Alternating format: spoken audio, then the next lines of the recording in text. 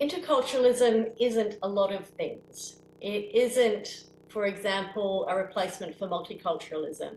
It isn't just another ism. It isn't only about migrants.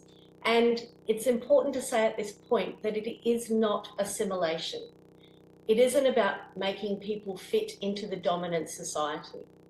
Assimilation is bad for Australia, and the Restriction of Immigration Act and the institutional discrimination that became accepted policy for more than 70 years gave rise to institutional, political, and acceptance of social racism that we're still trying to get rid of 124 years after Federation. In fact, what became known as the White Australia policy was one of the first Acts of Parliament passed in 1901, the year of Australia's first federated parliament. Assimilation is still the policy in some countries, and I don't have any comment to make about that because they're not my countries. But what I can say without hesitation is that assimilation is the worst possible way for Australia to sustain an harmonious and cohesive country into the future. We don't want migrants to leave themselves and their culture at the door. We don't want them to have to, on the outside, leave behind their beliefs and their culture, their personal and professional stories, and that's what assimilation expects.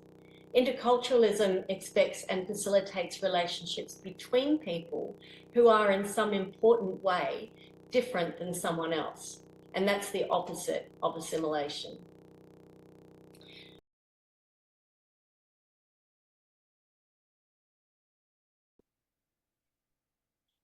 If your council doesn't yet have a multicultural policy or strategy or framework, or you're about to write one or update one, please create your next one as an intercultural strategy. If you do have a multicultural policy or strategy, add some intercultural impacts to your action plan. If you have the chance to influence strategies for other units or departments in your council, help them to write intercultural actions that will make your job of inclusion and cohesion much easier. If you'd like a copy of these slides, or you have any questions or comments, or you'd like to talk about how we can help, please contact me. I do ask that you attribute models, texts, and statements to me if you're using any of this work. Thanks for watching.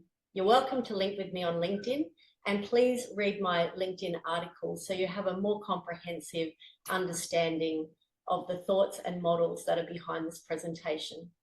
Thanks once again.